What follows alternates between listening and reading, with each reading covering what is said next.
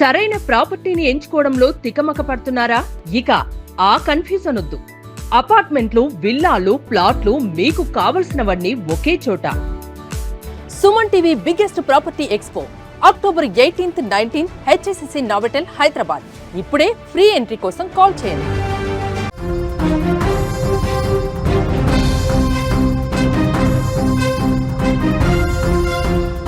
చిత్తూరు జిల్లాలో దారుణ ఘటన చోటు చేసుకుంది. కళ్యాణరేవు జలపాతం ఉధృతంగా ప్రవహిస్తున్న సమయంలో ఒక యువకుడు అందులోకి దిగి గల్లంతైన ఘటన సంచలనంగా మారింది. ఆ డీటెయిల్స్ చూద్దాం బిగ్ అప్డేట్ తర్వాత.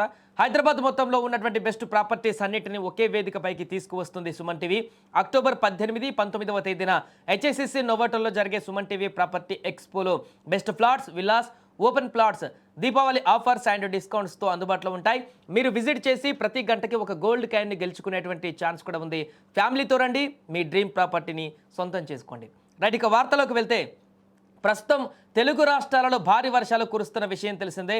ఈ వర్షాల కారణంగానే వాగులు, వంకలు, నదులు, జలపాతాలు సైతం ఉధృతంగా ప్రవహిస్తున్నాయి. వీటి అందాలను చూసేందుకు క్రమంగా కొందరు సరదా కోసం ఈ ప్రవహిస్తున్నటువంటి వరద ప్రవాహాల వద్ద, నీటి జలపాతాల వద్ద అక్కడికి వెళ్ళి చూడ్డానికి లేకుంటే ఈత కొట్టడానికి అక్కడికి వెళ్ళే ప్రయత్నాలు చేస్తున్నారు.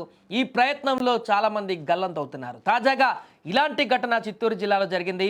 కళ్యాణరేవు జలపాతం అందాలను తిలకించడానికి వెళ్ళిన ఒక యువకుడు ఉధృత ప్రవాహంలో గల్లంతయ్యాడు. ఈ ఘటన స్థానికంగా ఒక్కసారిగా కలకలం రేపింది.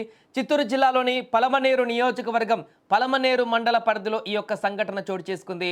మండల పరిధిలో ప్రమాదకరంగా ప్రవహిస్తున్నటువంటి కళ్యాణరేవు జలపాతం వద్దకు యూనిస్ అనే 23 ఏళ్ల యువకుడు తన స్నేహితులతో కలిసి అక్కడికి చేరుకున్నాడు.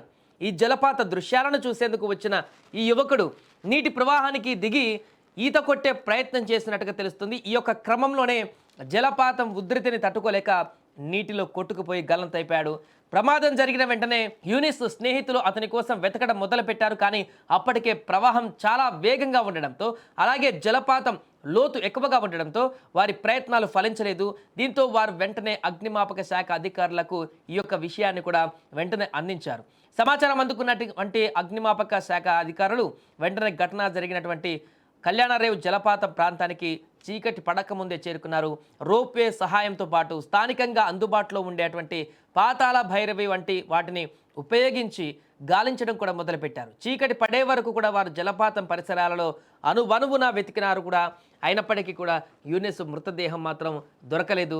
ప్రమాదకరమైనటువంటి ప్రవాహం, చీకటి కారణంగా ఇక చేసేదేం లేక అధికారులు తమ గాలింపు చర్యలను తాత్కాలికంగా ఆపేసి వెనుదిరిగారు.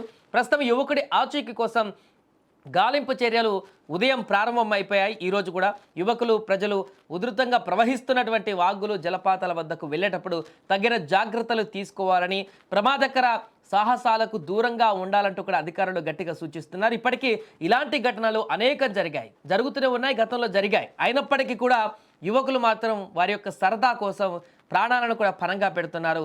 చిన్న క్షణికావేశంలో తీసుకునేటువంటి ఒక రాంగ్ స్టెప్ వారి యొక్క కుటుంబాన్ని మొత్తాన్ని కూడా చిన్నాభిన్నం చేసేటువంటి పరిస్థితులకు దారితీస్తుంది. ముఖ్యంగా ఇలాంటి జలపాతాల మధ్య చాలా జాగ్రత్తగా ఉండాలి. జలపాతాలంటేనే ఎంత ఆహ్లాదకరంగా, ఎంత సుందరంగా కనిపిస్తాయో, అది రక్కసిలాగా పీక్కు తినేటువంటి పరిస్థితులు కూడా ఉంటాయి తేడా వస్తే. అంత జాగ్రత్తగా ఉండాలి, అంత డేంజర్గా ఉంటుంది జలపాతాలంటే కూడా.